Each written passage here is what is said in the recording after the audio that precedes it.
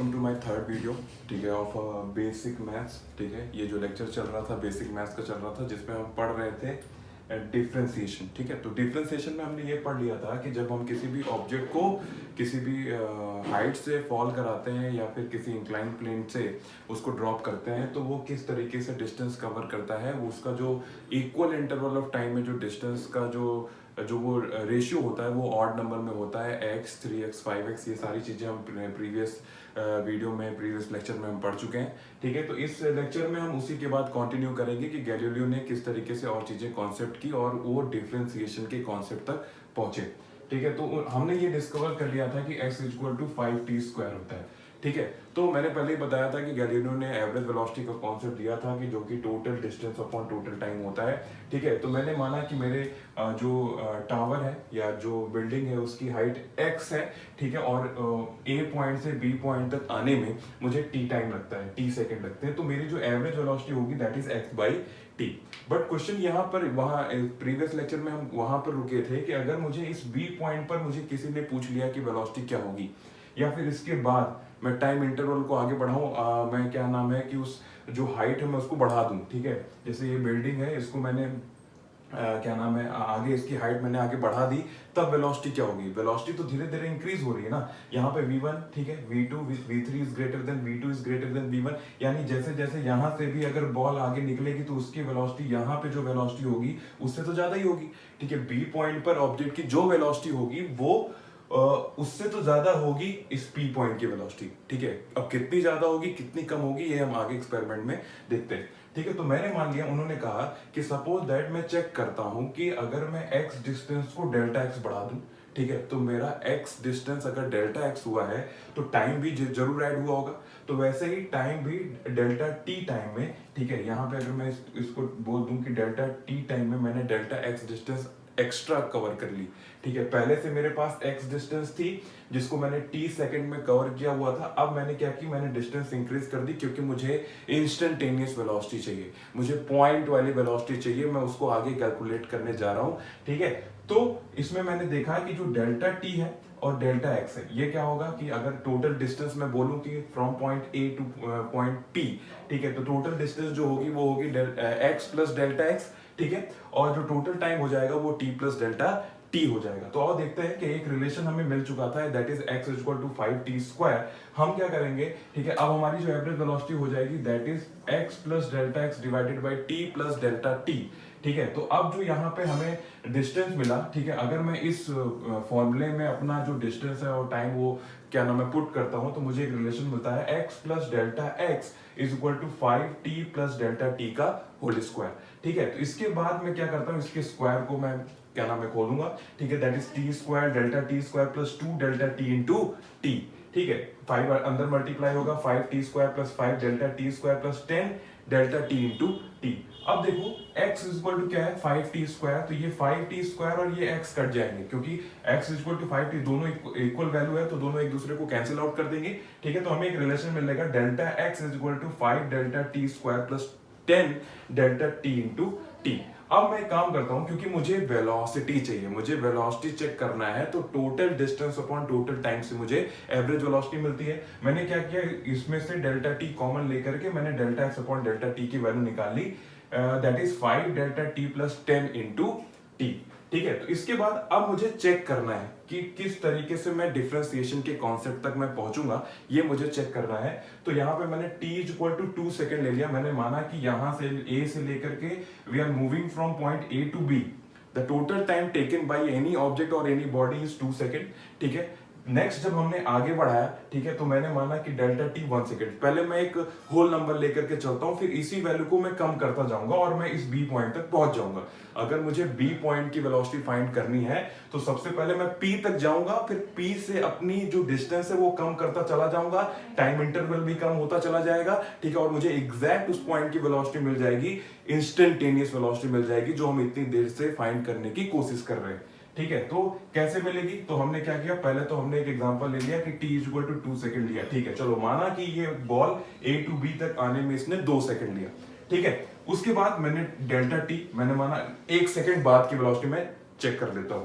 ठीक है, तो डेल्टा t की वैल्यू होगी 1 सेकंड, उसको मैं इस फॉर्मूले में पुट करूंगा, तो जो मुझे वेलोसिटी मिल जाएगी दैट इज 25 मीटर पर सेकेंड। ठीक है, कितनी मिल गई भाई? ठीक है, delta x by delta t की वैल्यू कितनी मिल गई? 25 मीटर पर सेकेंड। अब मैंने क्या किया, अब मुझे कम क्या करना है भाई? ये तो 2 सेकेंड ही रहेगा ना हमेशा, क्योंकि ये हाइट तो मैं कम नहीं करने वाला, मैं इस बी पॉइंट के आगे बढ़ा रहा हूं। अब मैं पी पॉइंट तक मुझे मिल गया, पी पॉइंट पर कितनी वेलोसिटी होगी? दैट इज 25 मीटर पर सेकेंड। अब मैं इस पी पॉइंट को थोड़ा सा ऊपर शिफ्ट करूंगा, कितना? मैंने टाइम घटा दिया, जस्ट थोड़ा सा इसके आगे। ठीक है, कितना? 0.1 सेकेंड। 0.1 सेकेंड बाद मुझे चाहिए वेलोसिटी। 1 सेकेंड मैंने चेक कर लिया, काफी 25 मीटर पर सेकेंड आ गई। अब मैं क्या करता हूं, इसी वैल्यू में मैं डेल्टा टी की वैल्यू कितनी रखूंगा? 0.1 सेकेंड। ठीक है, पॉइंट कम कर दी मैंने वैल्यू। अब देखो जो मुझे वेलोसिटी मिली दैट इज 20.5।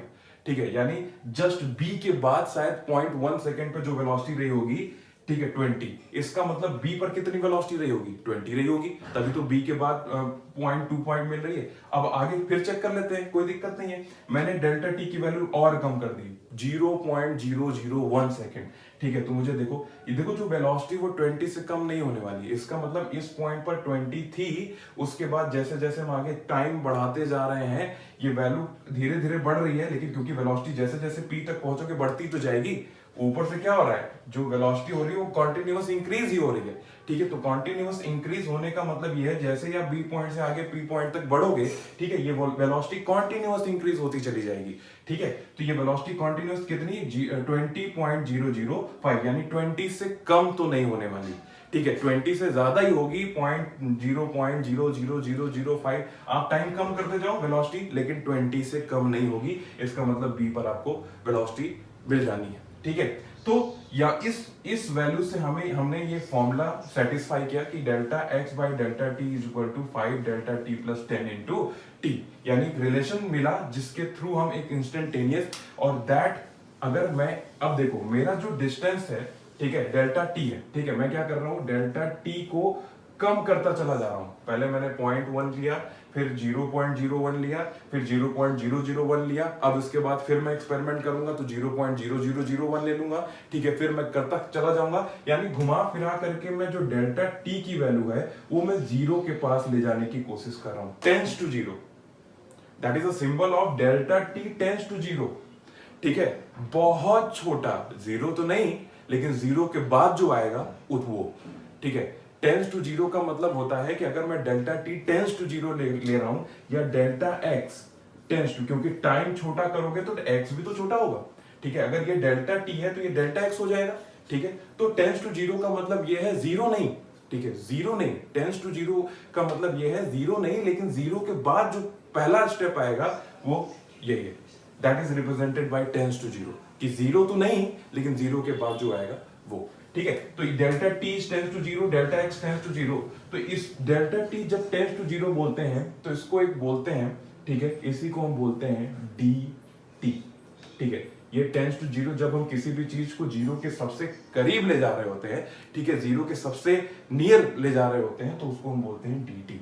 यानी डी टी का मतलब अब आपको जरूर समझ में आ गया होगा कि इज टेंस टू जीरो, यानी जीरो तो नहीं, लेकिन सबसे छोटी जो वैल्यू होगी दैट इज डी टी। ठीक है, वैसे ही अगर मैं टेंस टू जीरो की बात करूं तो दैट इज डीएक्स। ठीक, डीएक्स हो गया। ठीक, डीएक्स डी टी। तो डिफरेंशिएशन का कॉन्सेप्ट धीरे धीरे समझ में आ रहा है। ठीक है, ऐसे ही तो ये जो वैल्यू आई है दैट इज, अगर मैं इसको इतना स्मॉल कर दूं कि टेंस टू जीरो, तो जो वैल्यू आ जाएगी वो कितनी आ जाएगी, ध्यान से देखो, d x upon d t is equal to, अब डेल्टा टी तो आपने टेंस टू जीरो कर दिया, यानी इग्नोर कर सकते हो, उसका कोई मतलब नहीं। जब भी मल्टीप्लाई होगा तो जो वैल्यू आएगी बहुत ज्यादा कम आएगी, तो वो काउंट नहीं होगी। तो जो वैल्यू आएगी वो आएगी 10 टी। यानी अगर मैंने क्या किया, मैंने x is equal to 5t square को जब मैंने डिफरेंशिएट किया तो मुझे 10t मिला।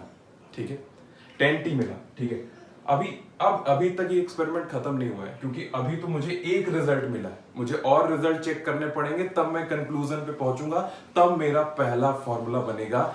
गैलीलियो का पहला फॉर्मूला बना डिफरेंशिएशन का, जो हम आज पढ़ते हैं, डायरेक्टली हमको बता दिया जाता है, उसके पीछे की ओरिजिन ये है।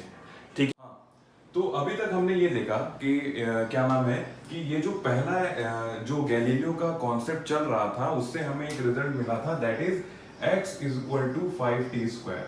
और उसके थ्रू क्या क्या रिजल्ट मिले ये हमने एक्सपेरिमेंट के थ्रू सारे जो ऑब्जर्वेशन थे वो नोट डाउन कर लिए, ठीक है। हमने ये भी देख लिया कि किस तरीके से एक बड़ी सी डिस्टेंस को हम टाइम इंटरवल छोटा करते गए, और हम करते करते करते करते हम बहुत ही सबसे कम डिस्टेंस पे, यानी जीरो तो नहीं लेकिन जीरो के सबसे नियर बाय वाली जो डिस्टेंस होगी वहां तक हम पहुंच गए, ठीक है। यानी उस कॉन्सेप्ट के थ्रू मैंने ये सीखा, ठीक है, हमने ये सीखा कि हम किस तरीके से पर्टिकुलर पॉइंट को डिवाइड करते गए करते गए करते गए और हम एक पॉइंट पे पहुंच गए, ठीक है। यानी डिफरेंशिएशन का यही कॉन्सेप्ट है कि हम चीजों को डिवाइड करके कैलकुलेट करते हैं, ठीक है। अभी मैं इसका बेसिक मीन भी आपको समझाऊंगा कि मैं कहना क्या चाह रहा हूं। पहले इस एक जो फर्स्ट नियम गैलीलियो ने ढूंढा था, ठीक है, जो आज हमें एज अ फॉर्मूला बताया जाता है, पहले वो हम लोग डिस्कस कर लेते हैं। तो उन्होंने इसके बाद एक ऑब्जर्वेशन, एक अजम्पशन लिया, ठीक है, कि सपोज दैट, ठीक है, सारी वैल्यूज जो हमने कैलकुलेट की वो एक फंक्शन उन्होंने बनाया था x इक्वल टू 5t², उस पर सारी वैल्यूज कैलकुलेट की। उन्होंने फंक्शन चेंज किया कि देखो ऐसा होता नहीं है, लेकिन उन्होंने अज्यूम किया, वो अजम्पशन था, ठीक है, कि x इक्वल टू अगर 5t³ कर दें, ठीक है, तो क्या होगा, ठीक है। अगर मैं x इक्वल टू 5t³ कर दूं तो क्या होगा, तो कोई दिक्कत नहीं है। फिर से मैं सारी चीजें वही करने वाला हूं जिसके पहले वाले कॉन्सेप्ट में मैंने किया था। जब मैं डिस्टेंस मेरा, अगर मैंने डेल्टा x इंक्रीज किया है तो टाइम भी मेरा डेल्टा x इंक्रीज हो जाएगा, ठीक। तो इस तरीके से x की जगह मैं वैल्यू रखूंगा x प्लस डेल्टा x, और t की जगह मैं वैल्यू रखूंगा x प्लस डेल्टा t, ठीक है। मैंने वैल्यू रख दी, ठीक है, x की जगह मैंने x प्लस डेल्टा x रख दिया, t की जगह मैंने t प्लस डेल्टा t रख दिया, ठीक है। तो ऐसा मैं जब इसको सॉल्व किया, मैंने t प्लस डेल्टा t का होल क्यूब जब मैंने सॉल्व किया तो मुझे मिला t³ plus delta t³ 3 into delta T into T, bracket में डेल्टा टी प्लस टी। अगर आपको a प्लस बी का होल क्यूब का फॉर्मूला आता होगा तो आपको ये चीजें समझ में आ रही होंगी, और अगर नहीं भी आता है तो मैंने यहाँ पे ये फॉर्मूला लिख दिया है, ठीक है। तो उसके बाद जब मैंने 5 का अंदर ब्रैकेट खोला और मैंने 5 से मल्टीप्लाई किया तो मुझे देखो पहला जो रिलेशन मिला वो मिला 5t³ और x की वैल्यू क्या ले रखे हो, 5t³, ठीक है। तो 5t³ और x ये दोनों कैंसिल आउट हो गए, तो यहां से आपको डेल्टा x की वैल्यू मिल गई, ठीक है। डेल्टा x की वैल्यू क्या आ गई, that is 5 delta t³ plus 15 delta t into T, delta t bracket में डेल्टा t प्लस t, ठीक है। तो यहां से मैंने डेल्टा t कॉमन ले लिया क्योंकि मुझे वैल्यू किसकी चाहिए, मैं निकाल क्या रहा हूं, एवरेज वेलोसिटी निकाल रहा हूं, मुझे इंस्टेंटेनियस वेलोसिटी निकालनी है, velocity at a particular instant, ठीक है। तो मुझे delta x by delta t मिल गया, that is 5 into delta T square plus 15 t into delta t plus 15t², ठीक है। इस रिलेशन में मैंने इसके पहले वाले कॉन्सेप्ट में मैंने क्या किया था कि ये तो डेल्टा x है और टाइम क्या है, डेल्टा t है, तो ये b टू p की डिस्टेंस है, मैं इसको छोटा करता ले जाऊंगा, ठीक है, छोटा करता चला जाऊंगा और इतना छोटा कर दूंगा कि टेंस टू जीरो, ठीक है। Delta x tends to zero and delta t tends to zero, यानी जीरो तो नहीं लेकिन जीरो के सबसे नियर बाई वाली वैल्यू, ठीक है, सबसे करीब, तो उसको हम dx बोलते हैं, यानी और उसको हम dt बोलते हैं। तो dx बाई dt की वैल्यू जो आई, क्योंकि डेल्टा t की वैल्यू हमने सबसे करीब मान ली तो ये बहुत छोटी वैल्यू हो जाएगी, और इतनी छोटी वैल्यू हमारे किसी काम की नहीं, हम इसको इग्नोर भी कर सकते हैं। तो हमारे पास ये भी जो मल्टीप्लीकेशन आएगा ये भी बहुत छोटा हो जाएगा क्योंकि मल्टीप्लाई करने पे वैल्यू छोटी हो जाएगी, ठीक है। तो हमारे पास सिर्फ बचेगा क्या, 15t², ठीक है। तो 15t, ये रिजल्ट ये निकाला, तो this is the result number 2, ठीक है। तो एक रिजल्ट नंबर 1 हमें क्या मिला था, that is dx by dt is equal to 10t, ये हमको रिजल्ट नंबर 1 मिला था, ठीक है। रिजल्ट नंबर 1 मिला था जब हमने x is equal to 5t² निकालना था। हमारे पास जो फॉर्मूला था that is x is equal to 5t², तो इस पर जो हमने इस पर्टिकुलर का जो dx बाई dt निकाला था वो हमने 10t निकाला था, और उसके बाद सेकेंड एजम्पशन जो उन्होंने अज्यूम किया उसमें हमको वैल्यू निकल के आई 5t²। तो ये जो कंक्लूजन है इसको हम पहले बोर्ड पे लिख लेते हैं, ठीक है, उसके बाद हम उस कॉन्सेप्ट पर पहुंच जाएंगे जो हम इतनी देर से पढ़ते आ रहे हैं, ठीक है। तो पहले कंक्लूजन में हमने, हमारे पास जो रिलेशन था x और t का, that is x is equal to 5t² था। सेकंड कंक्लूजन में गैलीलियो ने अज्यूम किया that is x is equal to 5t³, ठीक। तो जो कंक्लूजन का रिजल्ट निकल के आया ये मैंने यहाँ पे नोट डाउन कर रखा है कि पहले कंक्लूजन में हमने x is equal to 5t² लिया था, ठीक है, जिसका dx by dt यानी जिसका डिफरेंशिएशन हमने निकाला तो वो 10t मिला, और ये जो x equal to 5t cube हमने अजम्पशन लिया था उसका रिजल्ट हमें 15t स्क्वायर, ठीक है। तो क्या मैं इसको ये 10t को मैं 5 इंटू 2t लिख सकता हूं, ठीक है। तो क्या मैं इस 15t स्क्वायर को 5 इंटू 3t स्क्वायर लिख सकता हूं, ठीक है। ऐसे हमने अजम्पशन बढ़ाते गए, ठीक है। तो 5t की पावर 4 ले लिया, ठीक है। तो उसका रिजल्ट 20t क्यूब आया, ठीक है, जिसे मैं लिख सकता हूं 5 इंटू 4 इंटू t की पावर 3, ठीक है। तो इस तरीके से जो रिजल्ट मुझे मिला कि अगर x इक्वल टू मैं 5t की पावर n ले लूं, ठीक है, तो इसका जो एक फॉर्मूला हमने बना लिया अब कि अगर हम 5 इंटू टी की पावर n यानी कि किसी की भी पावर अगर हम n ले लेते हैं, x की पावर n ले लेते हैं, t की पावर n ले लेते हैं, a की पावर n ले लेते हैं, अगर हम उसको डिफरेंशिएट करना चाहते हैं तो जो पहला फॉर्मूला हमें मिला, ठीक है, तो dx by dt 5 इंटू 5 तो कांस्टेंट है, ठीक है। 5 तो देखो कांस्टेंट चलता चला आ रहा है, ठीक है। अगर ये कांस्टेंट नहीं भी होगा तो कोई फर्क नहीं पड़ेगा, अभी मैं बता रहा हूं कि ये कांस्टेंट ना लेकर के भी मैं चीजों को समझाऊंगा, ठीक है। ये तो वो क्योंकि ये 5 लेना इसलिए जरूरी है क्योंकि मैं कंटिन्यू लेता आ रहा हूं, ठीक है। गैलीलियो का जो कॉन्सेप्ट था उसी को मैं कंटिन्यू कर रहा हूं, अभी मैं रिजल्ट डिस्कस करने वाला हूं आपसे, ठीक है। तो dx by dt क्या हो जाएगा 5 इंटू n t की पावर n माइनस 1। तो जो कंक्लूजन हमें समझ में आ रहा है कि ऊपर वाली पावर सामने आ जा रही है और ऊपर एक पावर कम हो जा रही है, यही तो दिख रहा है आपको, ठीक है। जो जो हमने कंक्लूजन निकालते गए, जो जो एजम्पशन हम लेकर के चीजों को सॉल्व करते गए, हमें यही समझ में आया कि कांस्टेंट तो कांस्टेंट बना हुआ है, बट आगे जो डिफरेंशिएट जब कोई पर्टिकुलर फंक्शन हो रहा है तो उसकी पावर सामने आ जा रही है और ऊपर एक पावर में उसके कम हो जा रहा है। तो कहीं ना कहीं हमने एक मान लिया कि अगर 5t की पावर n होगा तो n सामने आ जाएगा और ऊपर n में एक कम हो जाएगा, ठीक है, पावर में एक कम हो जाएगा, ठीक है। तो ये चीजें आपको पता लग गई। तो ये है हमारा फर्स्ट फॉर्मूला डिफरेंशिएशन का, ये यहीं से स्टार्ट होती है डिफरेंशिएशन की, ठीक है। ये क्या है भाई, dx by dt क्या है, तो ये जो x equal to 5t square ये जो फंक्शन था, इसका जो dx by dt हमने कैलकुलेट किया वो 10t कैलकुलेट किया, जिसे हमने 5 इंटू 2t लिखा भी, ठीक है। तो यहां पे हमें ये समझना है कि जो d by dt है ये क्या होता है, इसको हम बोलते हैं ऑपरेटर, ठीक है, ऑपरेटर ऑफ अ डिफरेंशिएशन। यानी जब हम किसी भी फंक्शन को x y z किसी भी फंक्शन को डिफरेंशिएट करते हैं, ठीक है, तो नीचे वो टर्म होता है जो उस फंक्शन में इंक्लूड होता है। जैसे अगर x is equal to t square है, ठीक है, तो आप हमेशा इसको d by dt से डिफरेंशिएट करोगे, इसको बोलते हैं फुल डिफरेंशिएशन।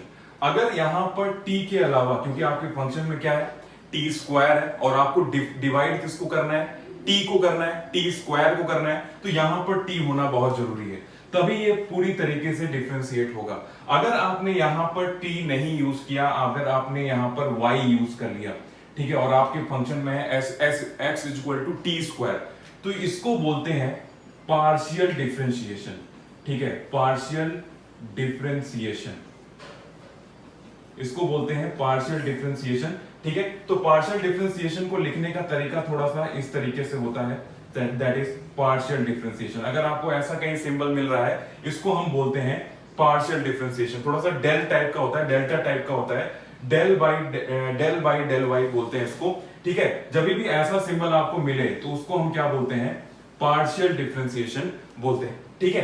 तो यहां पर समझ में आ गया होगा कि अब उनको लिखना कैसे कैसे, मैं वो चीज बता रहा हूं कि आपको डिफरेंशिएट कैसे करना है। तो जैसे आपके सामने x equal to 5t square है, इसको आपको डिफरेंशिएट करना है तो आप dt से डिफरेंशिएट करेंगे, आप यानी यहां पर आपको जो ऑपरेटर होगा वो dt होगा, d by dt होगा, सॉरी, ठीक है, d by dt ऑपरेटर होगा। अगर सपोज दैट आप z इज इक्वल टू, ठीक है, x स्क्वायर को डिफरेंशिएट कर रहे हो, तो यहां पे जो आपका ऑपरेटर लगेगा वो d by dx लगेगा, ठीक है। ये ऑपरेटर क्योंकि आपके फंक्शन में x स्क्वायर है, ठीक है।